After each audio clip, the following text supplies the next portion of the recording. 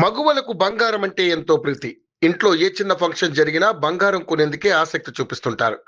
కొత్త కొత్త డిజైన్స్ వచ్చే జ్యువెలరీని కొనేందుకు మహిళలు ఎక్కువగా సమయం కేటాయిస్తుంటారు. అలాంటి ఆడవారు అంతగా ఇష్టపడే బంగారం ధరలు మాత్రం కుదురుగా ఉండవు. రోజువారీగా బంగారం ధరల్లో మార్పులు చోటు చేసుకుంటాయి.